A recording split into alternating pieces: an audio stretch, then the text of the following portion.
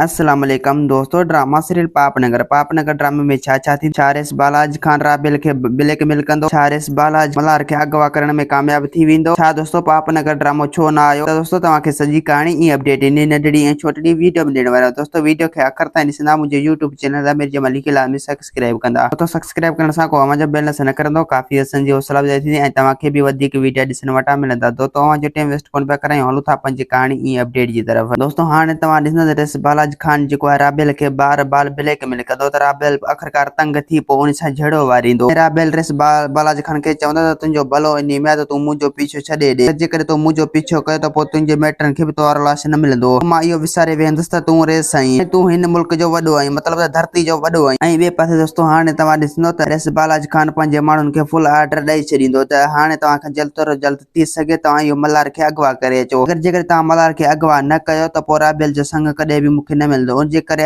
असांजो हिकिड़ो इहो ई वाट आहे त तव्हां मल्हार खे अगवा कयो, जीअं मां मिठल खां उनजी धीउ जो संग वठी सघां ऐं हू अची मुंहिंजे पेरनि अॻियां झुके त उन ते इहो थोरो कयां। ऐं ॿिए पासे दोस्तों हाणे तव्हां ॾिसंदा रेस बालाज खान जा माण्हू मल्हार मथां हमलो कंदा। मल्हार खे चवंदा त तुंहिंजो भलो इन में त तूं असांखे हथ ॾे। मल्हार चवंदो त तव्हां ज़ालिमनि खे कॾहिं बि हथ नथो ॾेई सघां, तव्हांजो भलो इन में त तव्हां हितां वापसि हलिया वञो, न त तव्हांजा हितां लाश वापसि वेंदा। पोइ मां इहो विसारे वेही रहंदुसि तव्हां ग़रीब आहियो ऐं तव्हां रेस बालाज खान जा कुता आहियो। पोइ मां इहो बि न सोचींदुसि त तव्हां बल्कि इंसान आहियो। ऐं ॿिए पासे दोस्तों हाणे तव्हां ॾिसंदो त मल्हार जेको आहे शहदल सां मिलंदो। शहदल खे चवंदो त हाणे तोखां जल्द जेतिरो थी सघे तूं मुंहिंजो साथ ॾे त मां इन रेस बालाज खान खे पंहिंजे अंजाम ताईं पहुचायां। अगरि जेकॾहिं मूं उनखे उफ़ बि न चयो त पोइ असांजे ख़िलाफ़ वधंदो वेंदो। हू राबेल खे बार बार तंग कंदो ईंदो। उनजे करे असांजो भलो इन में त असां उनजे ख़िलाफ़ थियूं ऐं उन्हनि खे पंहिंजे मक़सद में कामयाब थियण न ॾियूं कॾहिं बि। शहदल चवंदो त हा मल्हार इहा तुंहिंजी ॻाल्हि सही आहे, बहरहाल जो मसइलो आहे सिर्फ़ु चाचे जो। चाचे मूंखे हर कम ते रोके छॾींदो आहे। बहरहाल मां हाणे उनखे हिकु पासे ज़रूरु कंदुसि ऐं रेस बालाज खान खे पंहिंजे अंजाम ताईं पहुचाईंदुसि। दोस्तों उम्मीद त कहाणी आई हूंदी, तव्हांखे पसंदि आहे। असांखे ॾींदा हाणे इजाज़त, वरी तव्हां सां मिलंदासीं के नई ईंदड़ वीडियो में। ख़ुदा हाफ़िज़।